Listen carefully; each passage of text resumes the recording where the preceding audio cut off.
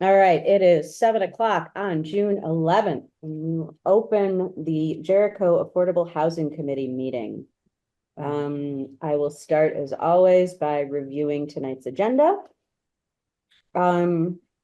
Which will start with public comment, approve the May minutes, and then talk about the same stuff that we were talking about last month. So bylaw modernization, wastewater feasibility study report, housing report. What do you need, Chuck? You need a pen? No, I realized that. So I was leaving the house that I had kind of a dirty shirt on, so I went in and changed my shirt. But I left my glasses in that shirt. And now I'm taking out my spares. You've learned to carry a spare. That's good. Yes. And then we'll finish up as always with other business and July agenda. Does anybody have any changes or additions to tonight's agenda? Is this crunching really loud? Can you hear me crunching? I cannot. No. Okay, great. I only have a couple more left. I'm sorry, could you go through the list again? Yeah. We've got May minutes, bylaw modernization, wastewater, housing report, other business. Do you want to add something? Okay. Alrighty, there's no public for public comment. Since we just got the minutes from the May meeting, I'd like to table those because I haven't had a chance to look at them yet and approve them at next meeting if there is no objection. It's okay with me. It's okay with me. Okay? All right, great. So let's move on to bylaw modernization.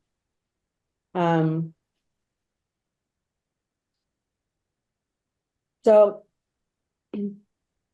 it sounds to me like, and as always, Eric, correct me if I'm wrong or missing something.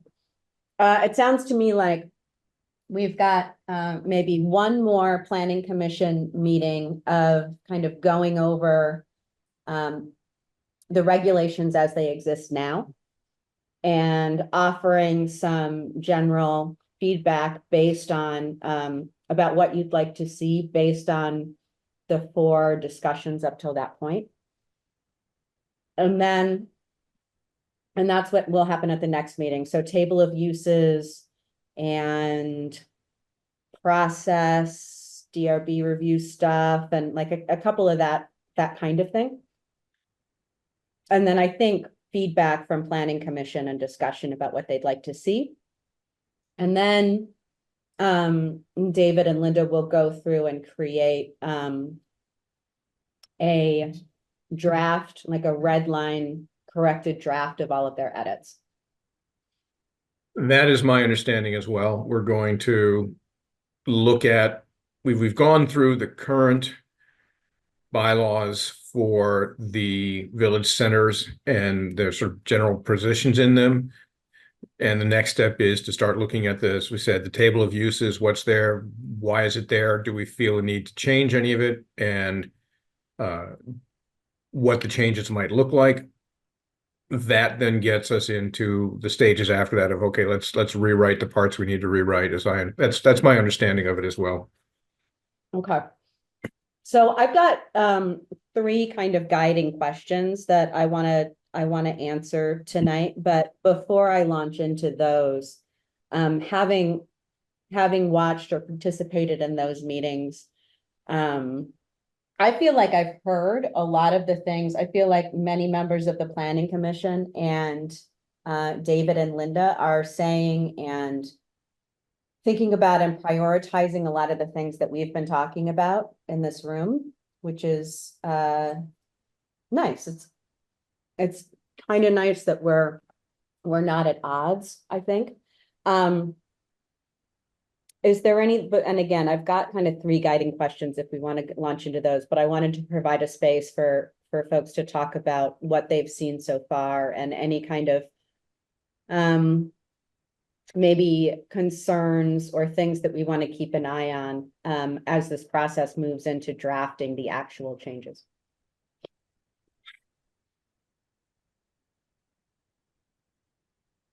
That makes sense to me. Yeah, yeah. You know, what are the things we from the Affordable Housing Committee? What are the things we'd like to see changed, and the permissible uses would be the appropriate area for us to comment on.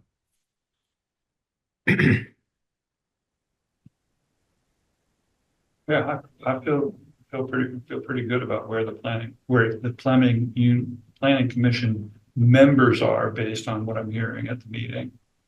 I do feel like there's just, I feel like David just is like represents convention, and it just keeps on kind of just sort of bouncing back, and I feel like with the planning commission, with the town plan was kind of the same thing. Although I think the planning commission is much clearer now, about what it wants. I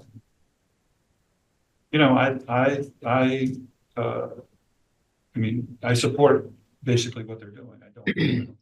I don't think it's, anywhere near enough in terms of the town, but I think just the basic concepts and the basic principles that seem to be being pursued in the village centers seem true to me.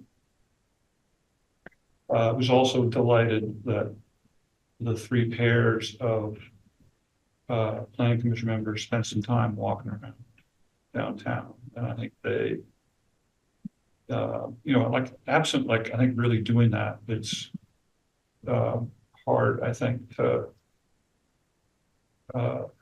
be, really fully committed to the idea of infill right in the town centers. I think you really have to walk around and imagine, yourself living there to really get an actual as opposed to a theoretical view on the potential of infill in both centers. And I felt great that those pairs did it, and I think, I think that's valuable. Just a valuable perspective to bring. And when we walked around Jericho Center, it was really, Chris and Heidi were, really looking, really figuring. And also, we talked a lot about just the, the social dynamics. It's like, even if somebody wants to do something, you've really got like a neighborhood thing going on. They really listen to all that stuff. And there's just a lot of wet ground in Jericho Center too that just doesn't come across in these maps. And it became, it was really apparent to me. More so because I was really looking with them, looking for spaces, and just realizing how almost everything that's not built up to some degree right now in Jericho Center is wet. And then at the planning commission meeting, both Chris and Heidi were talking about we really need to be going beyond village centers. We as a committee came to a conclusion to the planning commission and to the town that infill is not enough. And we have, the ship is still, hasn't changed course, but I feel like maybe it's starting to change in terms of. And that article, I'm rambling on, but that article that Eric said was fantastic. I had no idea, really. Vermont has the oldest tradespeople, building trades, median age building trades people in the country.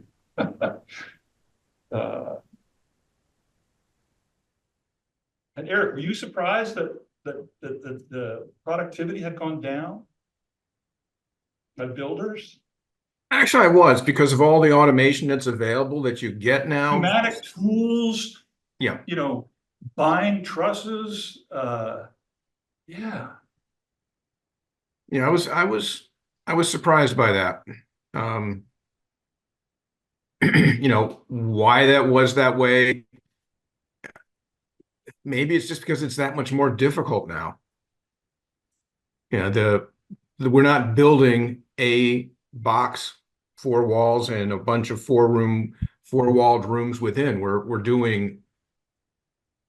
I was thinking back on that, and we're of an age where we remember the first house we might have lived in, and might have had maybe 3 bedrooms and 1 bathroom for the whole house, and everything was a square built around it. You look at houses now, you've got the lofts, you've got the cathedral ceilings, you've got multiple bathrooms, you've got closets everywhere. It's just adding a lot of time and effort. In a lot of houses, and that's where the skilled labor is. So bring this back to the village zoning is, the infill that we contemplate for the village centers is expensive. It's one-off, it's custom, probably an architect involved, permitting question. We know that they're expensive, and so we need to be thinking about housing strategies that address the changing labor force. And productivity and all. And I think Chuck, the reason I sent that article around was towards that end, that on the Affordable Housing Committee, one of the pieces we should be recommending around the table of uses as it comes up and around the revision of the village and town centers is to explicitly allow modular or factory built housing to be put in. That's state law right now. I understand, and we want to keep it that way, but we want to find ways to encourage that more dense building, the stuff that we saw in the article that's going on in Sweden and other places where you have 4-story buildings, 10-story buildings done out of wood, all in containers that fit in the back of a truck. But in some, I feel good about where the planning commission is. Yeah. Frederica, before I launch us into specific questions about where we're at with the bylaw modernization, I just wondered if you had any thoughts or takeaways or observations from their work so far, their meetings so far, and you can say no. Yeah, I think as we discuss it, maybe something will, come to the fore. But I did think it was interesting that when Chuck said, there's some needs that you should address now rather than focus too narrowly. The nonverbal language was from the consultant was not positive as far as I could tell, and so I just sometimes wonder whether the comments that are said in meetings like that are really heard. But then later on, somebody picked it up again, so I guess they are heard. And that's just a general question I have for myself right now when I listen to these meetings: is how much is public comment actually heard and incorporated? And so it's important. I think it remains important that we chime in as a committee. Yeah. And I also think that it's important that we as a committee provide support to the planning commission members who are voicing the same kinds of concerns and pushback and questions. Yeah. I mean, Heidi brought up an issue that I totally spaced on that should be in our, in our ideas, which is reducing the lot size in the village zone.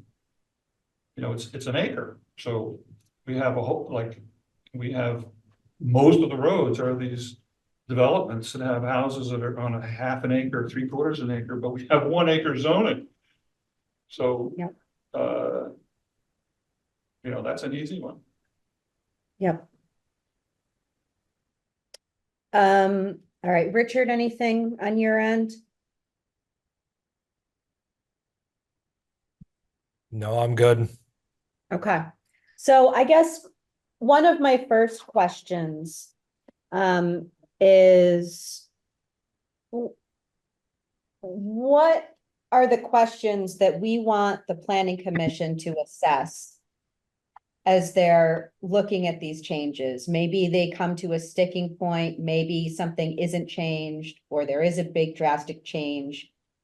If we were going to give them a rubric or questions to kind of keep in the back of their mind as okay, how does this change impact such and such? How will this change enable or hinder, yada, yada. Are there some overarching questions or guides that we want to suggest planning commission members use as they're looking through these changes? The village centers are a place where people live, with many of the same desires that people who don't live in the village centers have. The village centers are not like a museum piece for people who live in the 10-acre zone to come enjoy and drive through and think somehow it validates their country life. But that people need to be able to build the houses they want, where they want them. And that's what people did in the 19th century. And there's all kinds of innovations and interesting features to the 19th century houses where they were adapting to the moment in time. And, right now we have to adapt to a moment in time in terms of just housing and looking at it differently and, permitting, kind of innovation. So let's not be designing how we think we should live, usually for our own pleasure, our own image, for our own town, and just let people, give them the tools and let them be. So, Or if you're going to disturb them, disturb people at the same level around the whole town. If you have aesthetic requirements, they should apply everywhere. The village centers are not a Lego set for people who don't live in the village centers to design for the benefit of the people who live there. So a question would be, does this change restrict what and how people can build? Well, we haven't, the consultant has heard, feedback on aesthetic stuff, So but it's he's the still kind of aesthetic. hanging in there. Mhm. Where you can place your house on, on your lot, just recognizing that we're requiring that pretty much anybody with, with a modest income lives here. And so, we can't really have a gated community that people have to live in. So we really have to be prepared to accommodate kind of a variety of, lifestyles. Okay. I Jericho? have, okay, so, thinking about housing that's affordable to lower and middle income people, it really doesn't really matter all that much what they say front setbacks, et cetera, is going to be, because none of them is going to be able to afford to build a single family house in Jericho, even going forward, even in the village center. So I personally think that the aesthetic requirements or non-requirements, which the Planning Commission already is looking to minimize, are not the most, is not what I would focus on. What I would focus on is things that actually can impede the building of housing that is affordable. And that to me is, in particular, does it make sense in any way in any of these zones to differentiate between single family housing and multifamily housing, and having one rule for single family dwellings and another rule for multifamily dwellings? And my argument would be that we should not make that distinction. When it comes to zoning, we should not make things more restrictive just because there's going to be two families living in the same number of bedrooms or same size house. So I think that is one of the things I would put out there and challenge. And then For all zones, yeah. for all zones. Yeah, I mean, what do zones have to do with it? Yeah, right. I mean, it's a general. It's centers everywhere in town. Yes, absolutely. It's a general thing. So if there is a proposed the question that we should ask, or the challenge that we should give, is if you're looking to make a zoning modernization, is there any place that you are suggesting changes that make a difference between single family versus multifamily, and that should go by the wayside? That they should be conscious of that. That would be one point I would make.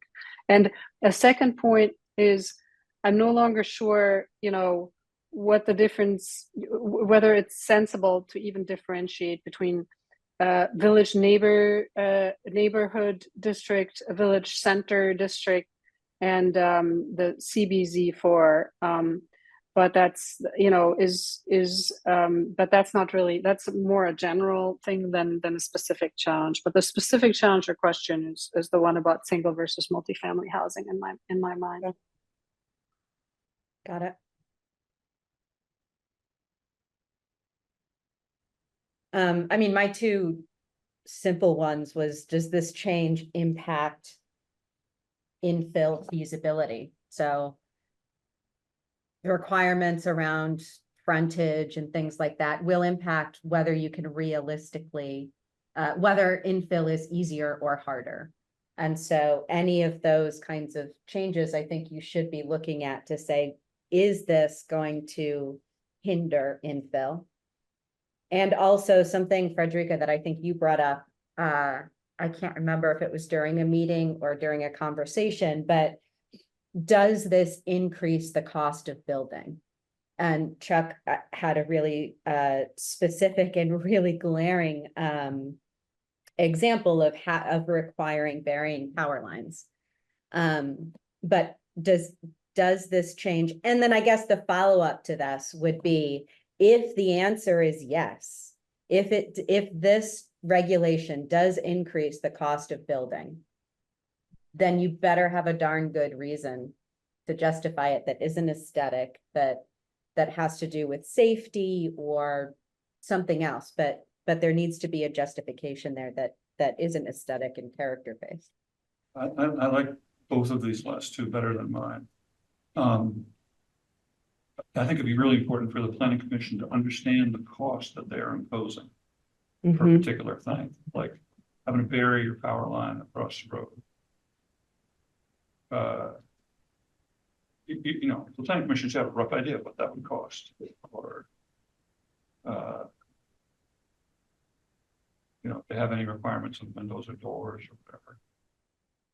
Yeah, or if for developers it's actually less expensive to if it does end up to be less expensive to build in the CBZ that is being reimagined because the promise of form-based zoning is going to come through and it becomes less expensive, then should we do this? Should we do something like that elsewhere? Whatever makes it more expensive to build in the village center district, should we make that go away and adapt that to the same thing that's happening in the CBZ? And that might be permitting, that might be the DRB process. I don't know. So that's that's an extension of that expensive building comment. Good.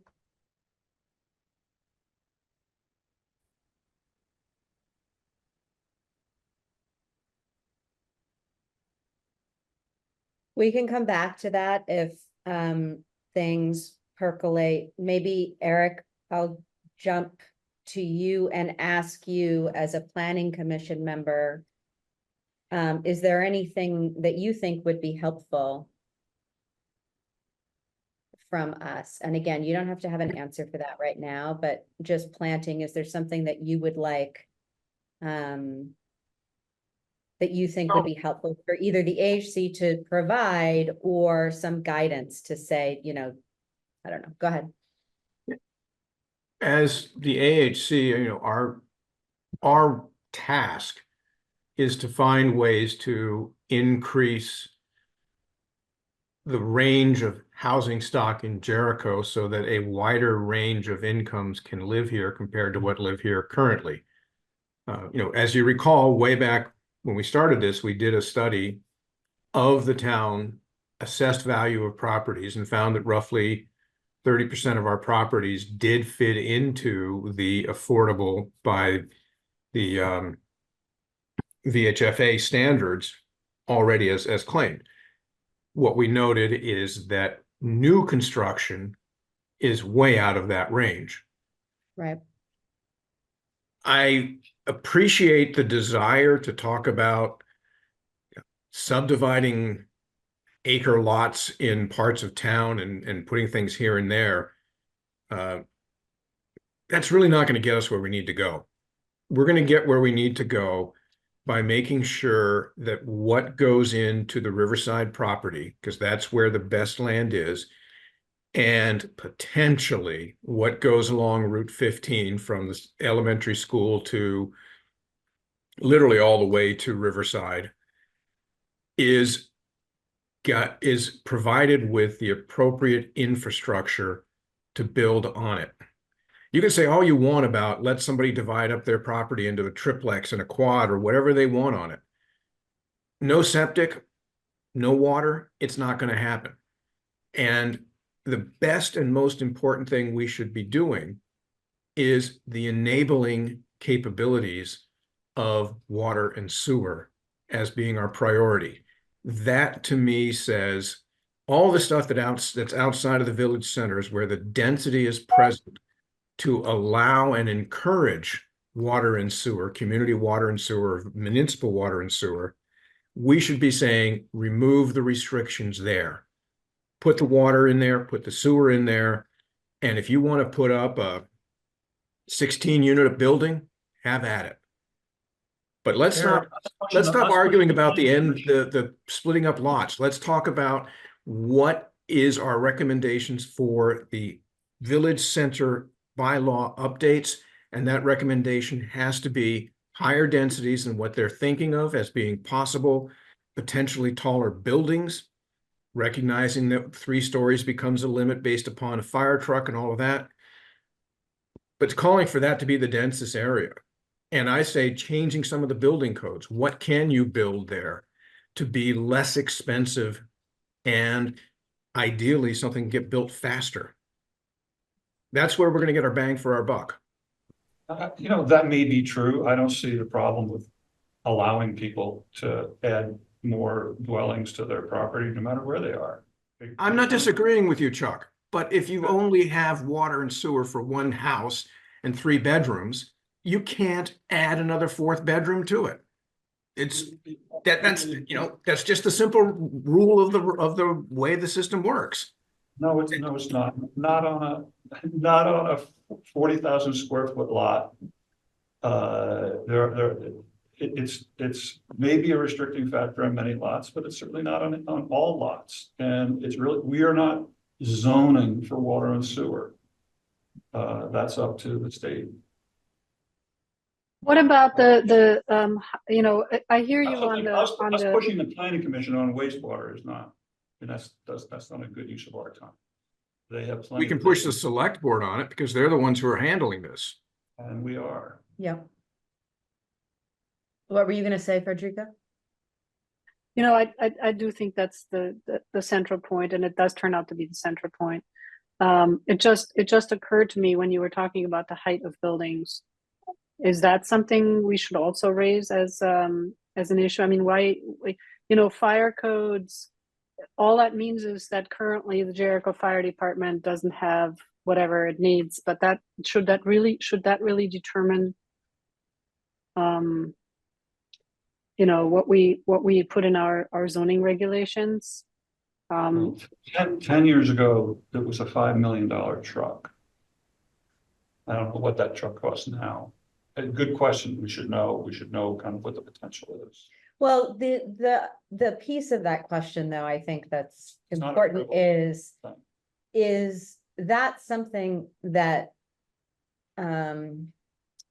state regs dictate. So we don't have to write our regulations to be restrictive in the same way that we don't need to zone around wetlands differently because the wetlands themselves dictate. We don't need to be overly restrictive in building on the fire truck because state regulation will not allow a permit of a building that's 5 stories based on the fire truck that we have. Yeah, and you know, imagining an actual dense district. You know, if you look around Chittenden County, yes, we're not Essex, yes, we're not Williston, but you look at the new construction that's going up, they're universally those, nothing ever goes above 5 stories for reasons, but there are these 4 or 5 story, you know, houses, buildings, apartment buildings. You know, I don't know what the Wisdom House, I don't remember, I think they were they were looking at 3 stories, but what is So we the, should- you know, shouldn't what is have the to- why? Regulation's not there, then the day the truck arrives, it's legal. Exactly. We shouldn't have to amend our regulations because the fire company got a new truck. If state and whatever statute is already doing that from the safety And also perspective. to get a building permit, you have to get a letter from the fire department. saying Exactly. They can cover your, Exactly. they can do your property. Yeah, is that part of the, is that one of the permits that you have to get? I forget. Yep, So if so, to then get that, a- yeah, yeah. you have to get a letter from the fire department saying they can, you know, although the town has approved permits where the fire department wrote the letter saying we can't meet your needs. Right. You need a letter from the school, saying they have room for your kid, and I don't know, something else.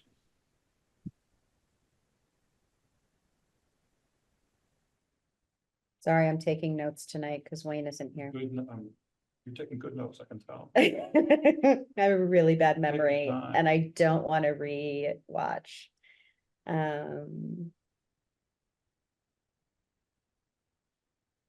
Okay. The last, and again, we can come back to any of these if you come up with something. The last kind of question that I started to nerd out on a little bit is the proposed village center district, the boundaries of the proposed village center district, I think should be bigger. And I think that we can talk about that as a group. But just to catch everybody up in case, and maybe I'll pull them up on the shared screen so that we can all see them. But at the end of, it was during the May 21st meeting, at the end of that, David proposed some of his big changes to what are currently the character-based zoning districts. And he proposed doing something that we had talked about last month, which was combining CBD 3 and 4 into one zone that he wants to rename, not character-based, which is fine. And what he proposed, I think, needs to be bigger. So I'd love to talk about that with y'all. Let me share.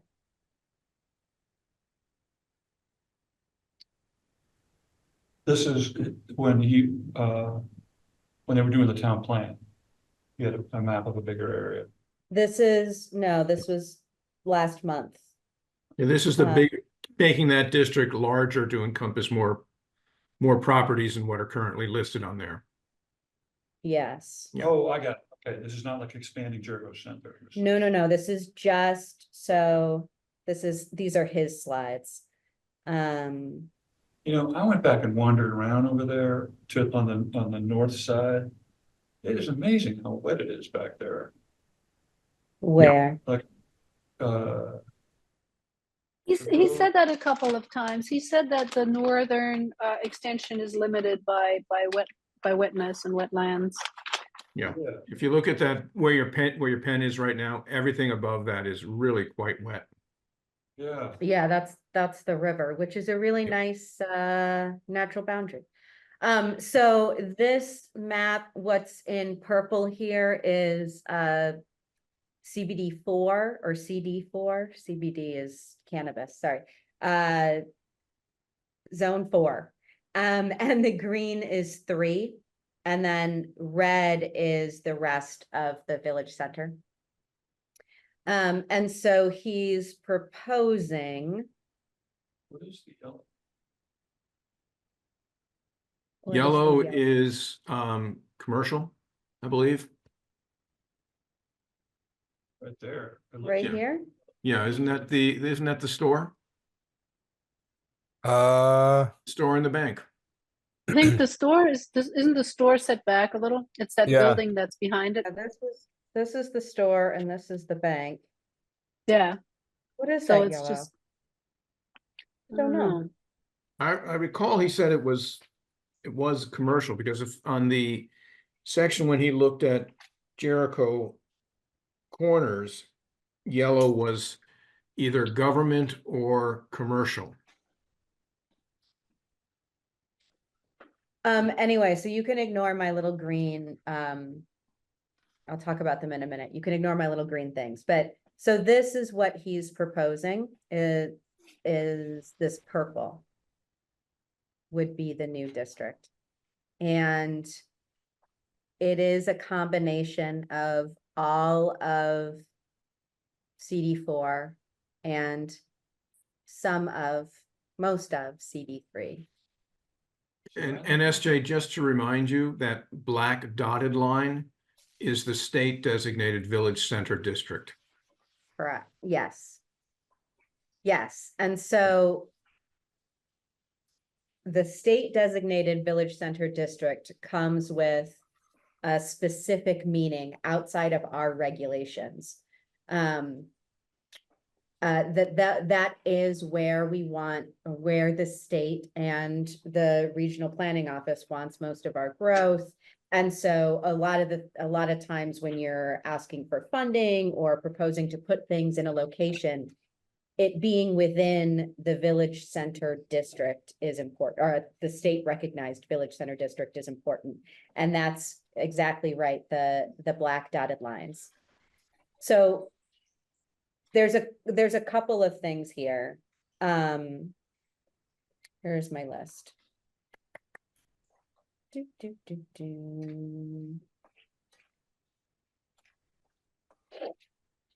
many documents open. So the first being, it seems silly not to include everything that's in the state recognized village center district. And why not include all of what was in CD3? And so that's kind of this big open land here, these things down here, some of the stuff up here. Particularly these properties here on Creekside Road, you can see them from the parking lot of the market, and they can see the market from their front yard. So it seems silly. They can see when a lot of this, where the state and funding is concerned and even planning is concerned, it's about how walkable it is to the village center. So they can easily walk to it and see it. It seems silly not to include them. This green one here is Jerry Hill.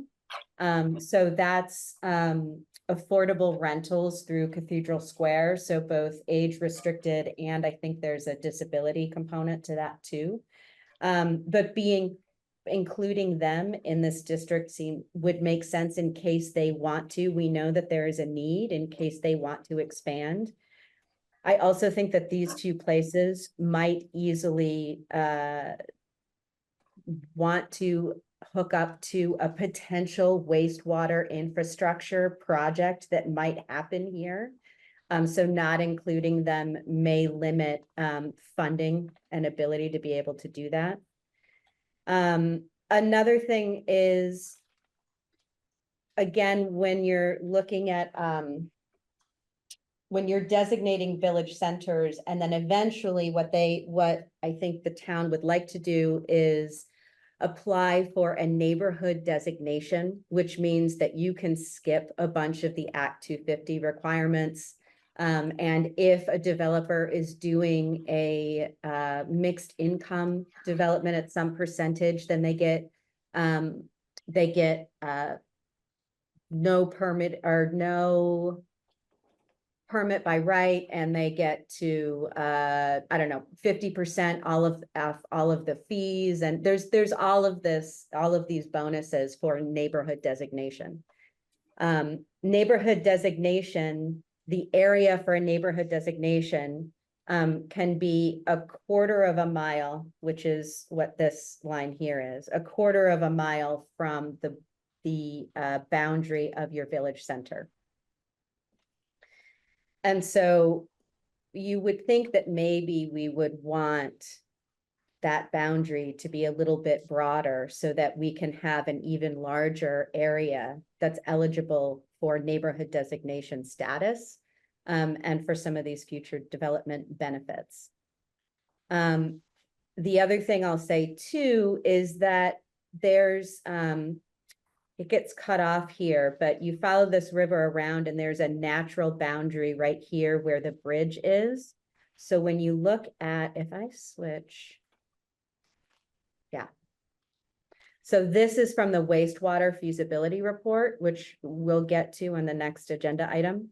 So this is the same thing, but you can see the end of where they're looking is right at that bridge. So they're using the water as kind of a natural barrier, and they're looking at potential service all the way out to this end. So why not include all the way out to there? You've got a church here. You've got huge open land here, and a bunch of townhouses or condos right here. One of the biggest condos, I think, attached buildings in Jericho. I don't know if there's like 10 or 11 of them right here. That might even, the blue one, Yeah, the blue one. yeah, there's might be more than that. Yeah. And there was some discussion the other night at the planning commission meeting about Raceway being this like rural country road, but it's not. It's got a dentist office, it's got a bank, and it's got a huge development that comes right off of it. And it is the other end of Raceway, but that is where the proposed path connecting the two village centers is. It is to dump you onto Raceway and then take Raceway all the way through. I'm not necessarily advocating that Raceway needs to be a big commercial district. We already have a commercial district, but if we're thinking about where we can put dense housing and soils that can tolerate it and a potential infrastructure that may connect to it, it seems like we might want to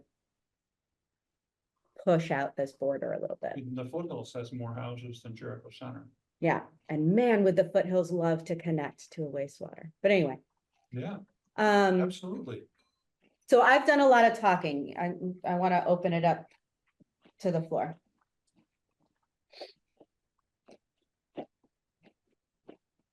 I like the idea of extending it to where the wastewater map shows it would be. It's a consistent and a rational boundary to put in for that village center districting. I'm not necessarily fully in favor of saying the same density throughout, because that's the idea of the density is it's concentric circles with the most dense areas in the center, and then it gets less dense as you move further out, so that you don't have a wall of buildings suddenly saying you're in town as opposed to you're not in town. We like, the American system prefers to have that gradual transition from forest and fields to urban, dense urban development. Having said that, I would be in favor of extending the village center district, not the high density district, but the rest of it, everywhere they're listing as having water. Gets back to the other point of those are all existing lots, and perhaps in 25, 30, 50 years, many of those people will decide to subdivide into more. But that's a problem for 25 or 30 years from now. It's not a problem for tomorrow. It's just, if it was going to happen, it would have already happened. The other part I will note is Can't that subdivide. They can't subdivide. They're not allowed. They can't. Their lots are too small. if they really wanted to, I'm sure they'd apply for variances and get them. The other piece I do want to bring up is that on the lookers right of River Road, there's that whole area that's in pink. That's the schools. So you put them in the district if you want, but it's the schools, and it's kind of. I had a question about that. Do we know that Underhill ID, is there reason to think that that will always be school? I believe that's currently, and Is that municipal? I believe it's currently where the central offices are, or one of the part of the central offices for the district are. So the school Okay. system uses it. So that's still school. and it Yeah. will always be school. There's two. Yeah, I had to do interview there when I was subbing, or for subbing anyway. There's two preschools there, Okay. and a private preschool. And it was interesting to hear y'all talk about the dance studio, and then the library that's right here. Yeah, I don't know, for their benefit, I think you would want to include them in the center. It depends. I mean, I was wondering about that as well when they were talking about it. It depends on, does it matter at all what district they're in? Not if nothing's going to change about their layout, and so the question is, does it have any tax implications to be in one or the other? And also, and yeah, I guess Yep. the table of uses conversation will be interesting too, because if that differs between center and, what is he called? What are they called now? The center district and the neighborhood district. Village neighborhood district. Village neighborhood district and village center district. My understanding is that the village neighborhood district. Is everything red?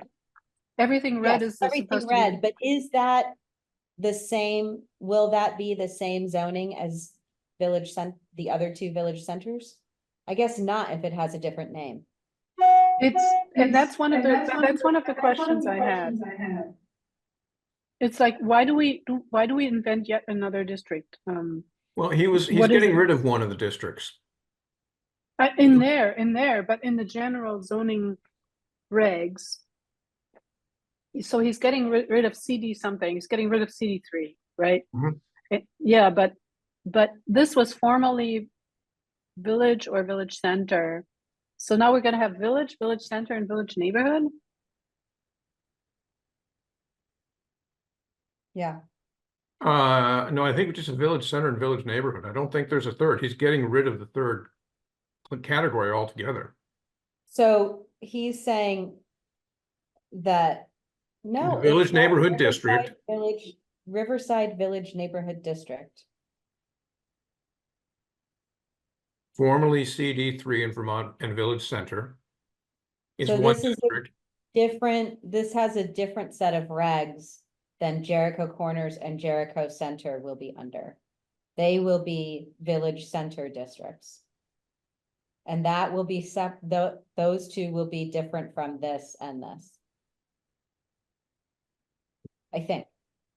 I'm not sure of the answer to that, so I Yeah. won't say.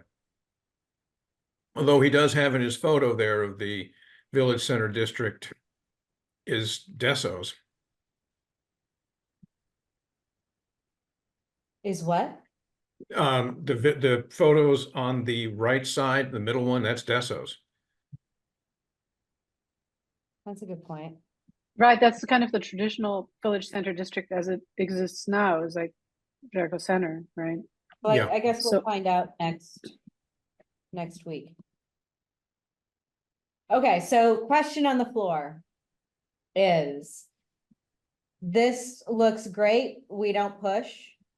We push to include everything that's already within the village, already within the black dotted line, that's already got a state village center district designation. We push to do that plus the Creekside and maybe further down Raceway. I'm happy pushing to have everything that's in that wastewater district as mapped out. Well, that's all the way down to the bridge. So Yeah. it's all the way down Raceway to the bridge. You are happy with that? If we have wastewater there, it should be in the system. It should be in the district. And this is the dense, this is the purple, this is the dense district. Yeah. All right. From the point of view of our committee, I would agree. Richard, how do you feel? I agree. I mean, I think if it if we have the wastewater availability for it, it makes most sense to be able to, you know, pack in whatever we can pack in, essentially. Chuck? Yeah, I do think before building the wastewater out there, we should see, or somebody should see if there's anything in the homeowners agreements that make additional housing impossible in addition to the current town restrictions. That's actually a good point for those who are freaked out. The reality is that it's not gonna be possible But there. don't build a wastewater system if they've agreed among themselves. That's a different, yes, and that's a separate conversation. What The- would, oh, Go yeah, ahead. it is, right, you're right, it is. Separate conversation. The other thing I wanna say though, is that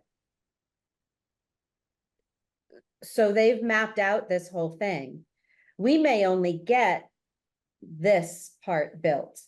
Wouldn't it be great if we got this part built in the next 5 to 10 years? But this study exists, this work has been done, this potential has been done to then grow what's here. We know that we have the capacity to grow out down Raceway. So Yeah, I and just want there's to your say that out loud there's your because infill, right? There's your Exactly. infill potential, and then those two huge lots.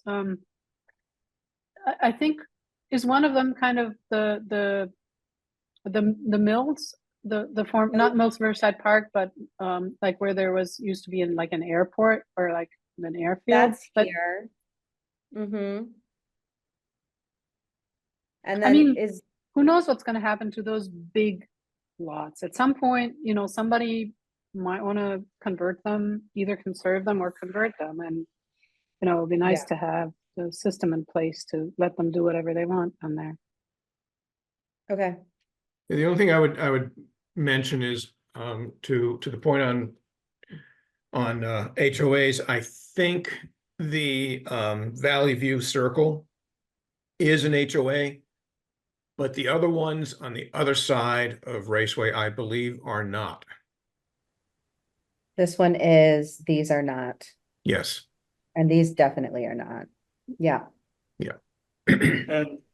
And some of those big lots, I speculate but don't know, may be conserved related to that's correct. those developments. So, and I don't know if it's this one or this one. More than likely, the one on the right might be Villeneuve's. I think you're right. I think that And this is, The one on the left would be the one that got conserved. I think that's right. I don't know And- for sure, Chuck. I remember when we were looking at the Village Commercial District, which is covering where the airport is and everything else from North Main Street. There had been a example map of the roads that showed a road going to the field that is just to our left of the Valley's Edge properties. And I'm not sure if they said that was their common land or not. Or if it was their, I'm pretty sure it is. I think, It is. Yep. yeah, and yeah, they were quite certain that they did not think anything should go there. yes, I think that that's right. Okay, it is almost 8 o'clock.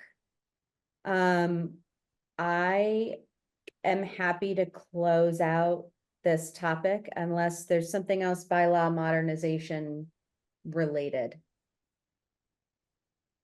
So you're gonna present this to the. So- planning commission? Yeah, so the next question then is listening, and I just watched it 2 nights ago. So at the end of that meeting, it sounded, I was trying to figure out, and I've got an email out to Linda and Susan to confirm. They talked about inviting affordable housing to come and talk on July 2nd. What I don't know though is if, I don't think that we will have the draft or enough information. I don't know. I guess if it's possible that the red line draft is out, or that there's enough of a preview of what David and Linda will be proposing in that draft as of next week, then we may need to do a warned 30-minute meeting at the end of June, just over Zoom, to give me the green light to go and say a bunch of stuff. Hopefully, instead we can present on July 16th, and then that warned meeting, that extra meeting won't be necessary. Does that make sense? But I don't know. I think you should make a presentation to the planning commission as soon as possible. It's always harder after something's written down, you know, you sort of get it to them sooner, so then you're not asking them to change something, but that they've had the opportunity to write the first draft with your thoughts in mind. Okay, Be my suggestion. okay. I also think Frederica just went radical on us, and I would have her give her talk to this. Well, where'd she go? Oh. Yeah, she I'm was right right. here. I'm right here. I'm just, you don't I want to think- see me chewing. So I came home late. I was making dinner. But yeah, I've always been, you know, I don't know about radical, but I mean, I'm just thinking about the purpose of this committee. Right, I think we could tag team. yeah, I think that would be great. Eric's already there. All right, well, I will, let me think. Open meeting law. So again, this was me listening into a meeting and someone saying, we want the affordable housing, Linda saying, maybe the Affordable Housing Committee can come and present to us on July 2nd. But no one has reached out to me. So let me have some conversations and figure out what the timeline is. My question for the group is, I've got this, we've all had this conversation. I think everybody is on the same page and is comfortable with what we've said. I will boil this down into something that I'll circulate and get edits on for the purposes of open meeting law. I think we can say, maybe a motion, having myself and Frederica present a summary of tonight's conversation. Knowing that I'll send around a draft and everybody can have a final pass at it. I don't know. I feel pretty comfortable you guys have it. You've heard, you know, you've heard what we all had to say, and the two of you already said half of it. Well, and we won't be saying anything that hasn't been said in open meeting, I guess is. Right. Eric, I think it's appropriate. help me. Do it. Okay. Okay. 3 out of the 5 of you will be at the meeting. I know, oh, I know, So- but I just don't wanna, I wanna follow the rules. It's the What's the rule rule? that I'm I think stuck right up. now that you two can make a. Yeah, that's presentation. fine. Okay. Let's just formally, can someone motion and second? And I move that Frederica and SJ request an audience with the planning commission at their next meeting, and to provide the 5 points that we discussed here tonight to the best of their ability. thank you. Do I have a second? I second. Thank you. All those in favor say aye. Aye. Aye. Aye. Aye. Thank you, everybody. Okay.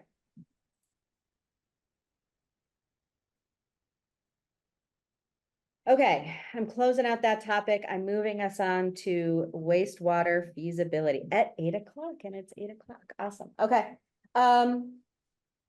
So I think everybody has had ample opportunity to see the reports. I'd open the floor for some general thoughts. A question. Are we all as a committee in agreement that we're pushing for Riverside? of the three centers. And then the third discussion topic that we may or may not get to is, it sounded like the situation in the corners was pretty bad.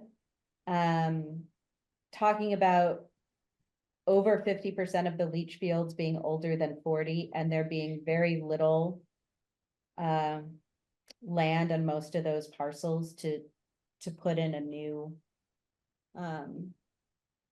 It sounds like it's a pretty scary situation. It sounded to me, and maybe somebody else who watched the select board meeting or attended can weigh in. It sounded to me like that was where the consultants had some concerns and might be pushing for. It sounded to me like their argument, and again, they weren't providing a recommendation at the last select board meeting. They were just reporting the facts as they saw them. That the consultant sounded like the concern was that the situation was pretty bad, and that the fix when those systems fail is incredibly expensive. And there are some funds that are available to individual homeowners, but I think the concern is that it's such an expensive fix that you lose those folks. And I think that one of the concerns that the consultant described with Riverside is that, and again, if someone else was in the meeting and can do this better than me, please, was that the potential users of that system don't yet exist. And funding to put in a system isn't based on potential, it's based on actual users. So if you were to do Riverside and you were to say, yeah, well, Tetro and Wisdom House are planning to put in 150 units, that's not good enough for the state. Tetro and Wisdom House would really have to kind of step up.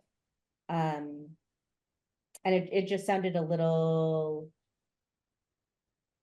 more complicated than I think I at least understood it to be. Yeah, I mean, I've listened to him every time, you know, he wants to build something. And he's recommending the one that would be the easiest to get funding for and to build. And he was not provided proper direction from the town in terms of what the town objectives are. You know, it was a proposal that was written a couple of years before the town plan was done. And it was really kind of solve our, address, solve problems, as opposed to, we need this to get something done.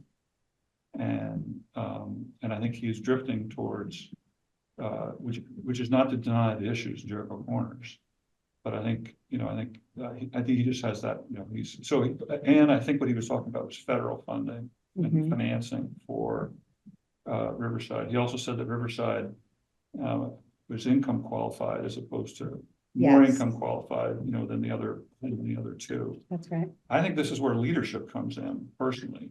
I think the select board seemed to kind of, and Peter were sort of drifting towards Riverside as being kind of the priority. But I really feel like the select board needs to say, it's Riverside, it's going to be done in 2 years or 3 years. We're going forward, make a deal with Tetro. I think it's maybe Tetro chips in on what goes to his property. We still have all this other area that has, that has homes in it. Then everybody knows what everybody knows what the priority is. We're resource constrained as a town government. If everybody knew what the priority was, they could focus on that. The planning commission could focus on that. Everybody could focus on that one area. Or if we say that the corners is the priority, say we're going to focus on the corners, but we're not going to do 3, we're not going to do 2. I think what's really important is that I think the town has the information it needs to make a decision on, where we're going all in. And I feel like if we went all in, on the town plan, the town, town populace, we were, Tetro, everybody's sold on it. I feel like we could do it. Mhm. But if we're just kind of a little this, a little that, all the time in the world, can't make a next agenda sort of full, we'll do the one after that, the town plan said this report, I think that the 90% report was gonna be done in January. It's preposterous that when the town plan was actually passed, but it's.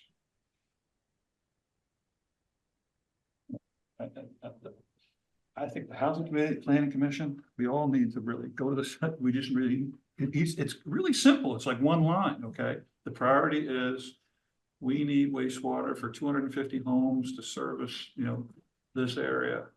And then, and then a proposal for the expansion or, whatever it is, but like and we want it to be open by this date. And just get everybody focused on that. That's how you get stuff done. I look at Burlington High School, man. They decided when it was going to reopen and they worked backwards and they're doing it. Anybody else?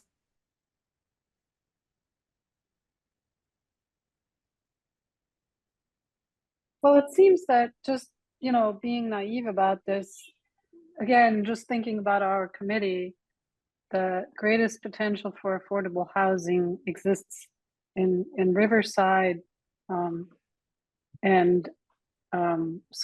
I agree that that's what we should focus on. That's what we would, as a committee, if we had to choose, prioritize. And I don't know if I'm missing something because I didn't do all my homework there as far as the water stuff is concerned, but from what you said, I understand. It sounds like Jericho Corners needs some kind of solution, but at the same time, as far as getting affordable housing is concerned, Riverside is our opportunity. Well, the quickest way to get to the second one is to build the first one. Hmm. Yeah. Anything. I mean, I saw the town garage is a quicker way to get somewhere. You build you build the town garage, then you know how to build something, then have some experience building something. Proving it can be done makes it possible for other people to think it can be done too. And it's just, Riverside makes the most sense for the density that's planned there. It also has the potential, for the Tetro area, you're talking about interior lines to serve that area. You don't have to dig up the street so much. I mean, every other project. They have to create the street, so they'll dig them up, but yeah. But They'll be able to bury everything right at the get-go. Every other distribution system means digging up the street along a street where most of the people aren't going to be signing up. And so, you have interior lines, which is going to be less, much less expensive. Focus on building the capacity. It's right near the school. If the soil is there, it just seems like, okay. And if the developer has to pay, it just seems like, well, let's get to that number. Yeah. and figure it out and start writing grants, just like, this is what we're gonna do. Eric, what were you gonna say? I'm echoing what Chuck is saying. We should be looking at the Riverside, stop worrying about what it's going to cost. Let's just move with it and then present the cost later on. And Riverside is the right place to start to show that it works. It can be done. It's not going to break the bank on anybody's budgets. I mean, if I understand it correctly, let's find out soon. if I understand correctly, roughly 90% is going to be paid by the feds in the States. So let's just get it done. And the part, I mean, it can be written such that the stuff that does get paid for gets paid for by the users who it's part of the development, which I believe you can also get funding for. But yes. Yeah, Okay. I would, yeah, the whole part town- that's going to go to the users might need some subsidies because there have been plenty of people who are in that area who had to, because of the age, replace their septics within the last 10 years or so, and to tell them, oh, by the way, you just spent $20,000 on a new septic. Sorry, you've only gotten 5 years of use out of it. We're going to put you onto the sewer system now, and we need another 20K from you, or even 10K. That's going to be a tough one to swallow. But And it also sounds like that's not, I don't think that that's a pill that we have to deliver. Well, the whole town's gonna be paying for it. It's not just the users. sorry, I'm dog sitting my daughter's dog, and my wife just came in, and he doesn't like it when people come in. I mean, the whole town's gonna be paying for it. Right, but there is going to be a connection cost to the people who have an individual connection onto that line. Let me take it back. I assume there would be one. I could, of course, be quite wrong about that. That's a reasonable assumption.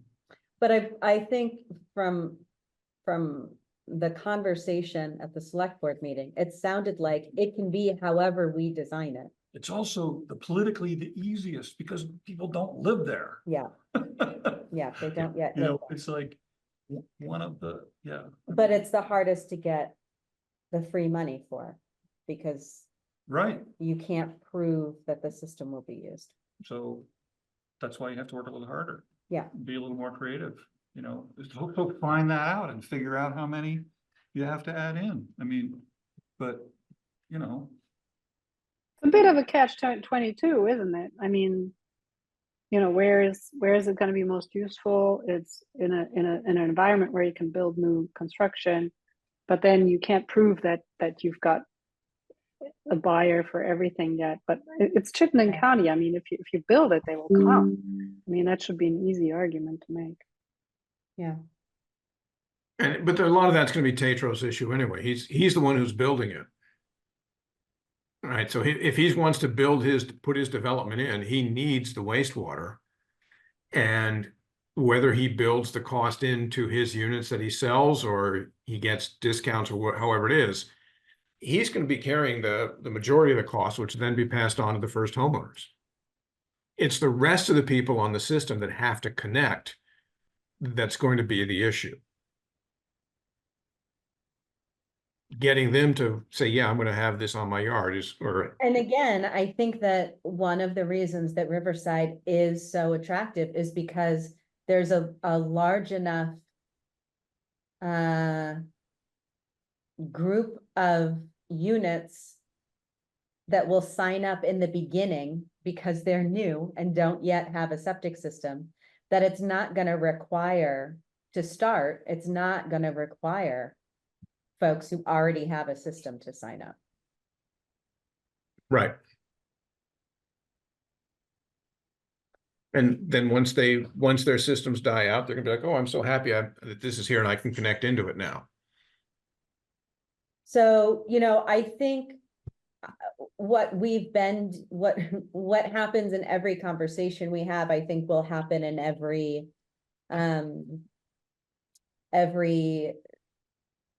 opportunity we have to get in front of the select board, to get in front of the planning commission, and to talk to folks, including neighbors, which is every conversation that we have about housing starts with this: Riverside wastewater needs to happen. And so, you know, I think we already said that was kind of the preface to what we'll be saying for the bylaw modernization. It will be in the housing report presentation and report itself. What else could we do to push this?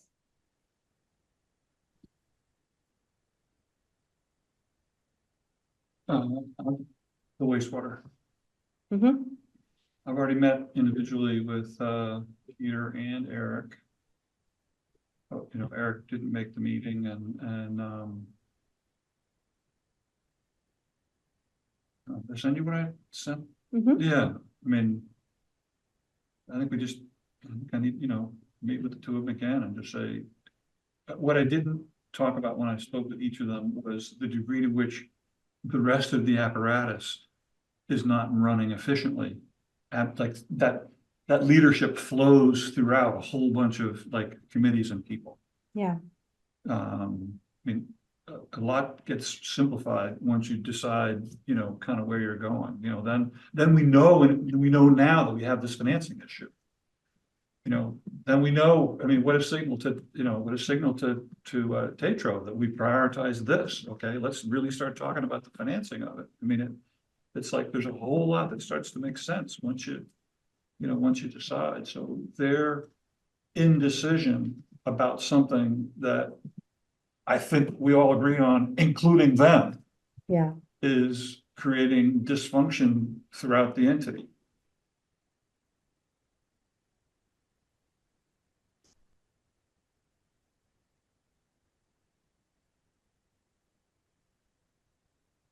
You know, I'm not sure all three of them really want to do it. And also, you know, they made a decision to fill John's. You know, they're continuing with the administrative rather than a manager role in terms of filling the job. Or in terms of the function with the job was replaced without changing the function. All the more reason to set a narrow priority.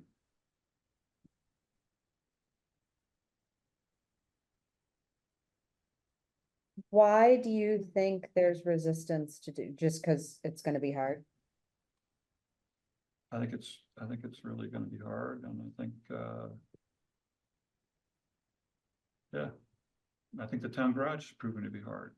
I think they're definitely gonna wait for the 90% report to come out, right? Before they do anything.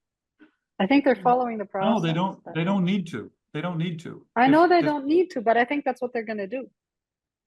Yep.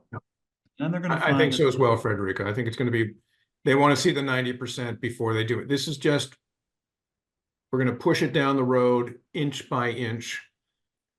And ideally kick it out after the 2025 budget is set. I mean, Oh my gosh. the select board, I mean, a lot of leaders through the years have gotten what they wanted by talking wastewater and not doing it. And there is still that.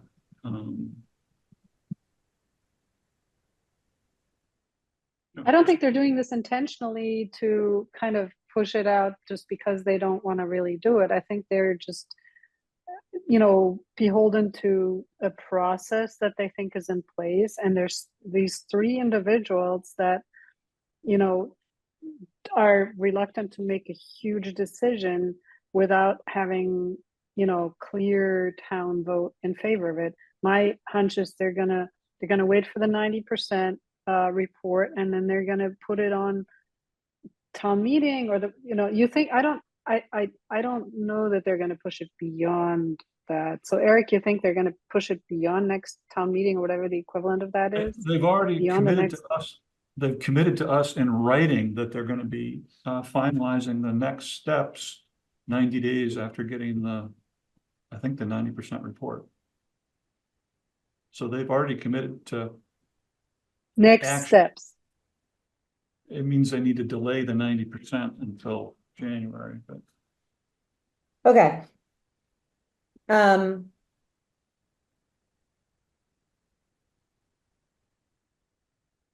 We have, I also don't blame the three of them. Absent a town manager, where's the courage gonna come from? I mean, absent, they know they don't have the experience. I don't have the experience. None of us has the experience to doing it. If I was on the select board, I'd be terrified. yeah, But they have both decided to have this structure and this plan, okay? That's a decision that they made. And so now they gotta live with it. Or change it.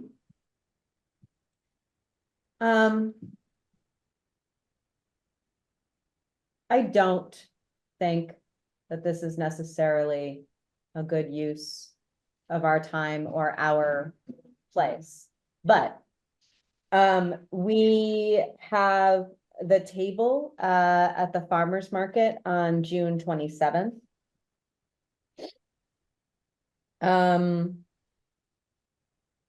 Should we be doing something about wastewater at that table? I think it's most of the people aren't gonna be from there.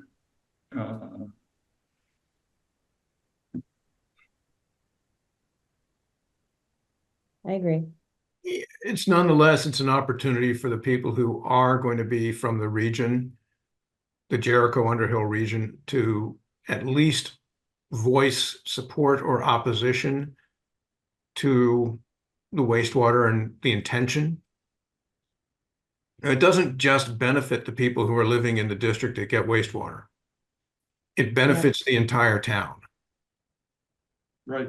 And we need to make that message understood that, yeah, you live on Plains Road, you benefit from septic wastewater in other parts of the town because, one, it reduces the pressure on development in your neighborhood.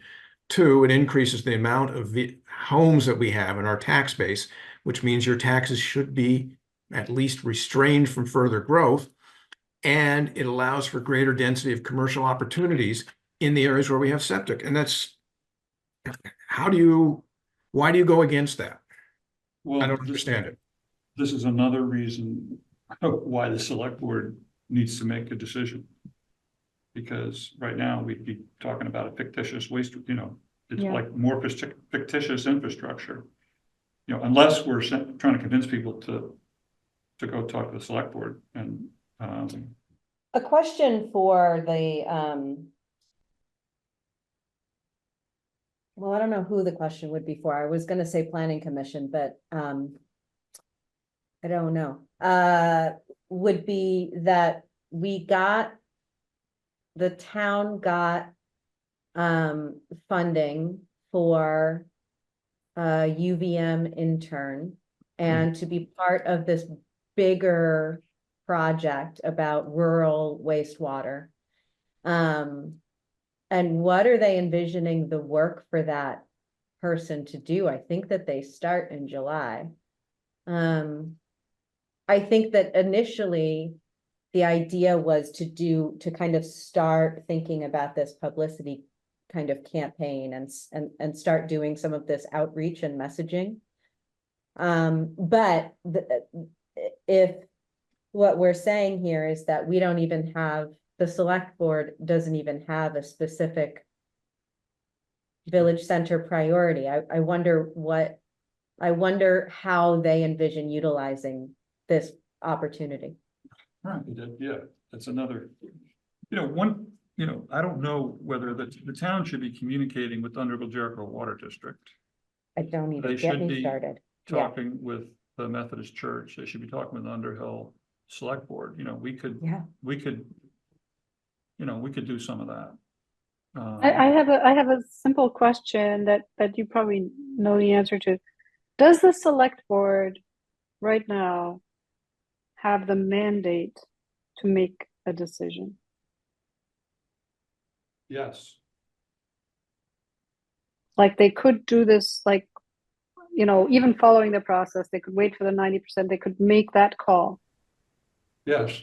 The town didn't instruct them to make the study, they initiated the study. And they can't make the decision to build it, but they can make the decision where all of us who've been appointed by them are gonna put our efforts. So what do you mean they can't make the decision to build it? There'll be a bond. Yeah, and that needs to be voted, right? Right, ultimately, it's gonna come down to a bond. Right. Either, it'll be income, and they need to borrow money. It's gonna come down to a decision on the part of the people. But I wonder, Frederica, if maybe a little bit of what you're getting at too is what is the bureaucratic process that they have to stick to based on it's gonna be not that, it won't be that much different from the town garage. You know, in some manner, there's gonna be. There is a very clear step by step. Once they do this, then they're allowed to go to the next step based on the funding sources and how they're paying for each step of the decision making. Right. So it starts with the feasibility, then once they do the feasibility, then the next one is engineering, and then the next, so like. They may not be technically allowed to start the next phase. You're right, they can make decisions about their intention. And they can start the messaging and they can start the campaign. Whatever. But there are some limitations, I think, to Right. what they can do. Okay, I think it's important to know what their limitations are so that we can know where and when we can put in our word and influence the process. And I don't know that. And Eric, I know that this is something that you all have been asking Linda to clarify. And so maybe that. The answers have been opaque. Yeah. Yeah. But do you get the sense that there are kind of gates between each step? I'm sure there are. But you have to know where you're going to get to the gate. I mean, I'm with you. But I think. Yeah, so for example, if between feasibility and engineering, there is a decision on where, then we kind of have then we know that that's a point to put in our voice and say, okay, as to the where, you know, this is our, right. yeah. And once you decide where, then they need to start getting on how the financing is going to work and what the governance is going to be. You know, is it going to be a district system that's run like our water districts? Or is it going to be run by the town? If it's going to be a district system, then there's commissioners to appoint. And they're going to play a role in the creation and the governance of this thing. But right now you can't entertain those decisions yet because they might be really different in each of the three, you know, village centers. I mean, it's Jericho Center, it could be a partnership with the firing range where, you know, they take a pretty big role. Jericho Corners could be a more decentralized kind of neighborhood system. Jericho, you know, over here, there's the village water district that already has like a governance structure, you know, and a bank account. And, you know, so in terms of figuring out the governance, that begins once you decide where you want to go. And ultimately, I think the governance is going to take longer than building it. Okay, that's a lot of good information. Who's going to own it? You know, who's, you know, and who owns it? I mean, may affect how it's financed.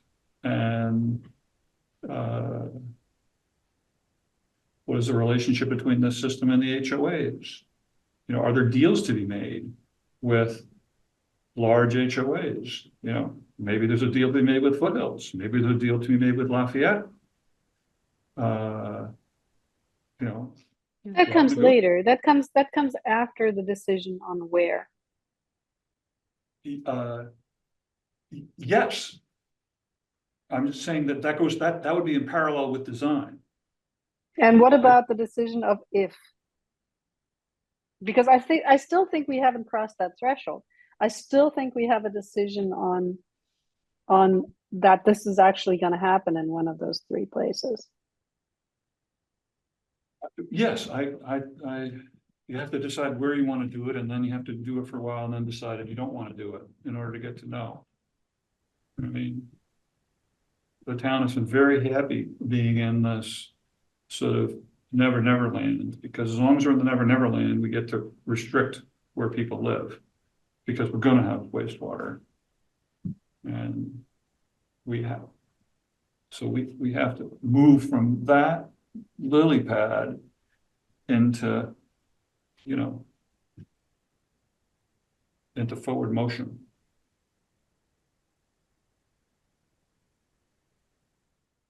All right, anything, we're at 8:30. Anything else before I close it? I think the puppy wants to say something. Yeah, I think it's sunsetting. He's And there's gonna be a lot of opposition to this Yeah. from, Yeah, I mean, I started from, thinking from about people this it's because, designed to serve. So there's gonna be yes, opposition from Jericho Center, there's gonna be opposition from Jericho Corners. The thing about Riverside is there's a lot fewer people to object. right, fair. But, So but I that's was also a trying to, reason why I think we need to do everything we can, put stuff on Front Porch Forum, put stuff on the Mountain Gazette, talk about why wastewater is important. To the point you were making earlier about how the select board seems to be like, yeah, whatever, maybe we'll do it, we don't know. Yeah.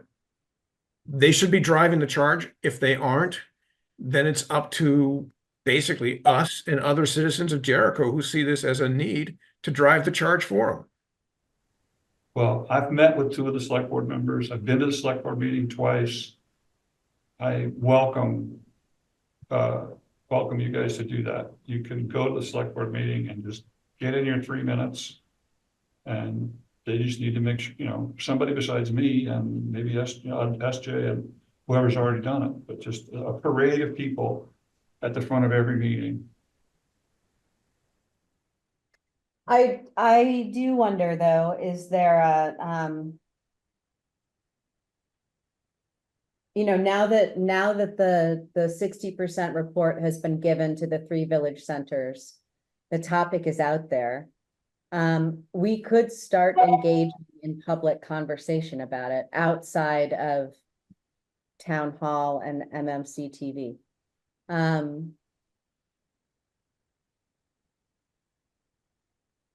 With an opinion piece in the Gazette, with something on Front Porch Forum, or a couple of things on Front Porch Forum at the farmers market. I think the opinion piece needs to be directed at the select board. I think we could write something for the Mountain Gazette, and we could repurpose it however we want. Making our points, starting with a housing report or the housing resolution. And then, basically drawing a line from that to wastewater, and then drawing a line from that to Riverside, and then signing off as the Affordable Housing Committee. I think that we could do that. Have we like as a committee, is it fair to say the Affordable Housing Committee is recommending Riverside? Well, that was kind of the question that I opened everything with. I think I'm hearing yes. I think Frederica, you said pretty clearly from an Affordable Housing Committee perspective, that seems like it makes the most sense. Yes, unless I'm missing something, but it seems obvious. So I would say yes. And one of our, core recommendations was that a target date be established. I mean, we have made that recommendation. The planning commission didn't recognize it and the select board didn't.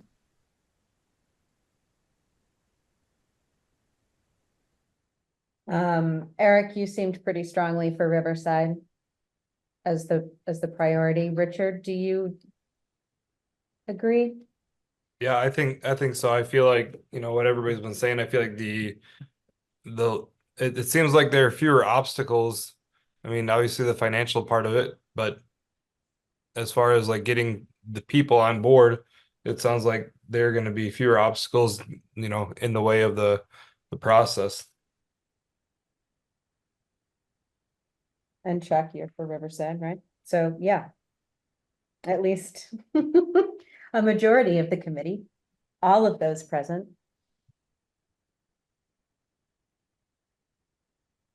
Well, I think that an opinion piece may be a really nice kind of summarizing and organizing tool for us to use for messaging moving forward, and just to make sure we're all on the same page. Okay.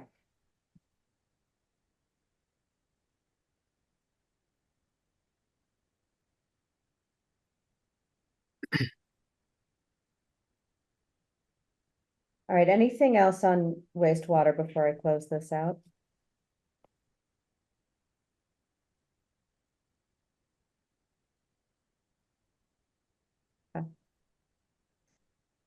You're doing a great job. Thanks, Chuck. Okay, housing report, 8:35. Guys, we are on schedule tonight. See what happens when Wayne's not here? But then I gotta take all the notes and then I gotta synthesize all of this into something meaningful. Anyway. Wayne, I got a fish to show you. I was really upset that you're not here. Okay, housing report, I don't have much to say other than I took the suggestions. Have a much simpler chart and, yeah, I'll send it around to everybody for the July meeting. I mean, what do you think of Heidi's idea of lowering the lot size in the village area? I mean, that whole piece was kind of about Yeah, outside the absolutely, village it's, centers, and yep. I mean, I have 8 bedrooms on less than an acre. I think that I, in my mind, thought that was kind of that didn't, It's that wasn't new my mind, information to me. Okay, but it's not wasn't in one of our 4 recommendations. And the planning commission's just looking at the village center. yep. Okay.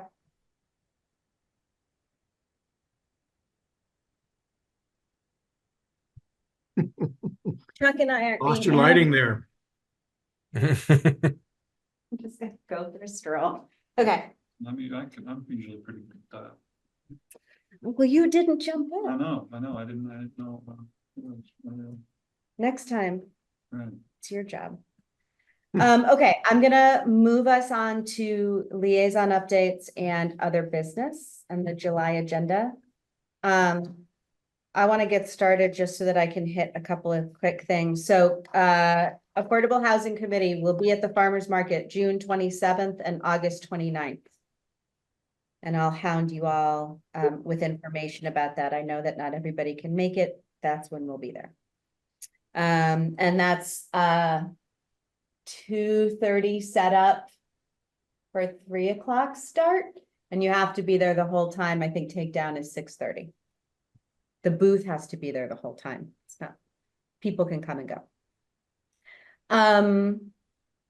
The Vermont Community Leadership Network is doing a 2024 legislative roundup on June 28th. I'm gonna try to watch that and just see for the housing stuff. But if you're interested, let me know and I'll send you the link so you can register for it. It's free on Zoom.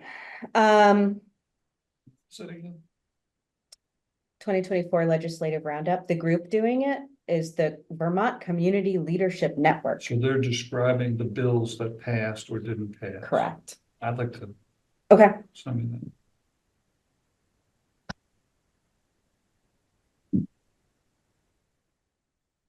I was originally going to attend this and now I can't. 2024 UVM Rise Summit, Partners in Place, Placemaking for Health, Prosperity, and Purpose in Our Communities. Basically, there's a bunch of talks about, it's really focused on community and economic development. And all of them, or most of the sessions, seem to be about rural towns and communities, which I think is refreshing. So I can send you all the link if you're interested in attending. I think you can do it through Zoom too, but it looks like a nerdy fun thing to do if you have the time. And you're a nerd. I am a nerd. 2 other brief updates. I got an email that I will forward to everybody tonight. An update from Peter Earlrich. I don't know how to say his name. He's the gentleman who came and talked to us about limiting fossil fuels in new construction. He's on the Jericho Energy Task Force. They're doing some talk about it. I think that the Planning Commission and maybe even the Select Board maybe talking about it. it being just kind of the idea in a really broad general terms.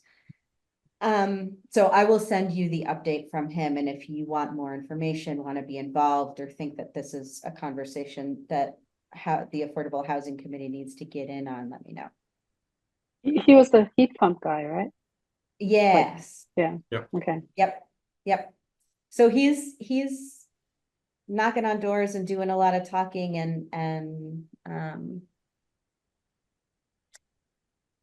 is slowly getting interest. The other thing I wanted to just looked at it, I wasn't sure, so I'm just gonna plant the seed, if I can find it.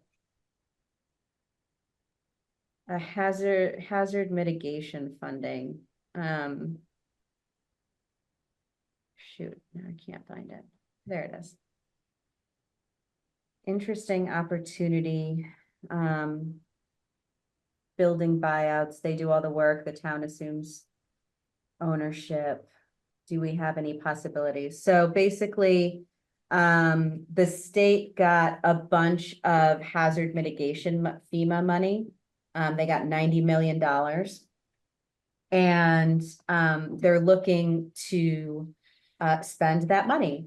And so you don't have to have been impacted by the previous floods, but you do need to show that that the project will protect against potential future damage. This could be infrastructure projects. This could be bridges or culverts, floodplain restoration, road relocation, elevation. None of this immediately jumped out at me as anything housing related per se, but I'm saying it loud here in case some of you want to know more. I can send it to you and have some potential uses for it. It's free money. Does Riverside have flood issues? Riverside? Right. I think if you look on that map that we saw earlier, Chuck, there was a dashed or dotted area that was the floodplain, and I think the vast majority is out of that. And Esther, you had that up earlier, and the Yeah. map does Yeah. have that listed on it. Right, that's changing, right? I mean, I'm just, thinking out 100 years. Yeah, no, that's, Yeah. yeah, all of this, a little bit down here. Anyway, we don't have to do anything. I'm just saying it out loud. And then, I got an email from, Bricks and Gary, which always gets the nerd in me excited. Anyway, about, Home Share Vermont. And he wants to come and talk to us about, what they're doing and their matching process and their program and this, that, and the other thing. And I don't mind either having him come here or hosting him as a forum about home share. I don't need to hear the story. Okay. I mean, I don't know what we would do with it.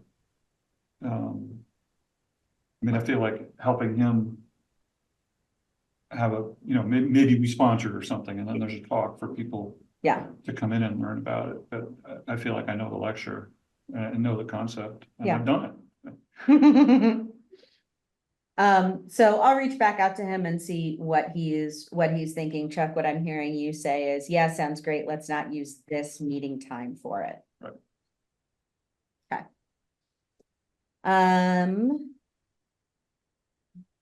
I feel like there was something else, but I think that's everything. Let's do any liaison updates. Anything fun happening at the DRB or elsewhere? There's a big one I tomorrow night. haven't, I know that there was a meeting recently and I haven't looked into it yet. I kind of fell behind. There's a big meeting tomorrow night. Or I guess it's big because we know about it. Yes, get your popcorn. Um, Okay.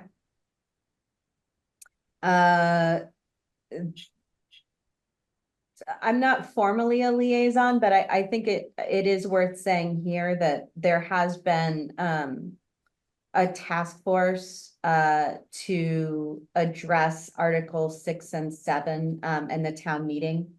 And kind of reimagining what town meeting looks like and how we can kind of, retain the best parts of town meeting while also increasing access, engagement, and hopefully impact, by kind of reimagining things and looking outside the box. And I think that I'm biased, but I think that the task force has been doing some really cool work. And I think it's going to provide an opportunity for Affordable Housing Committee and others, to do a lot more of this community outreach and engagement and input in budget and big town questions. It'll just give us more opportunity to do that, which I think is exciting. I think it's gonna make town meeting better. That's what we're trying to do. I mean, it's been a bore. Yeah, The only time we can get, people really come is if there's, some spectacular disagreement. maybe we'll have to stage like, in wrestling, we'll have to No, stage some no, big. just allow what they want to talk about. It's Yes. like what happens now, people have to pick some obscure little thing about the budget in order to convey their feeling about a particular area. Yeah, So they're never able to say exactly what they want to say. They just got to kind of get, the whole road salt thing is not about road salt. Yeah. It's about a larger priority. And I think if this provides opportunities, and particularly to provide really clear input to the select board before they prepare their budget, because right Yeah. now, the first time people see it is after they've made up their mind and it's already printed and we're not changing it. yeah, Yeah. okay. I hate to say it, it's 8:48, but I don't have anything else on the agenda for this evening. Anything else? Let me just look at our calendar, our next meeting, July 9th. Isn't a major holiday, it should be fine. Yeah, I got nothing.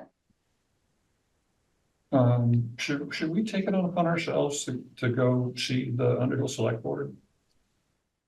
I do not think that that is right, but I really, really, am gonna start being loud, in my one-on-one way about that. It is unbelievable to me. That we're not talking to them about wastewater? Yes, that we're not talking with them about this bylaw modernization, that we're not talking about, with them about, it's mind blowing. And to see, But Eric, I mean, it has been in my head for a while, but it was really crystallized for me at the DRB meeting,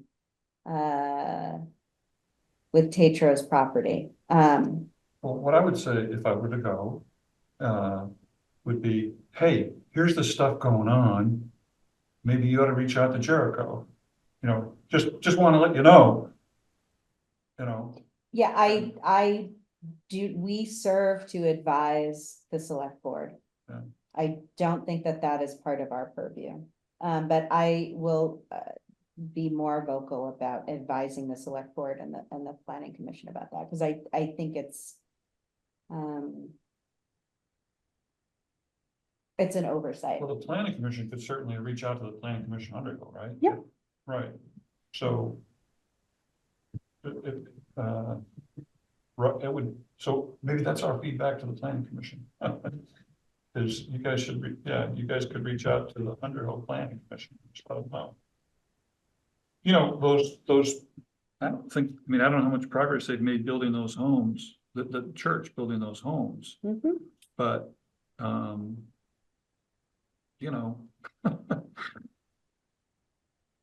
it is a little ridiculous that that's still zone, single family home and large lots. But, it just seems like perfect ground to put housing that is, denser, bigger, blah, blah, blah. And with a wastewater system. And their district, that water district is its own entity, right? So is somebody reaching out to that entity? And to be fair, yes, I think that the consultant certainly has reached out. And I believe too that David and Linda have, and part of the bylaw modernization have reached out, but That's not it the same. feels, That's the town reaching out, it's like, oh, they sent us a consultant over. I mean, that's when we talked to John Lamborghini, the superintendent's office, Bill Butler and I went to go speak with him, and it was a little bit like, no one from the town had said, hey, we're serious about this, it was like he'd spoken to, somebody's consultant, he wasn't sure who. yeah, And I feel like somebody, at the executive level of the town should meet with the water. I mean, that could be the governance structure. Maybe they want to, if maybe it would give them an economy of scale to be able to hire an executive to, run both.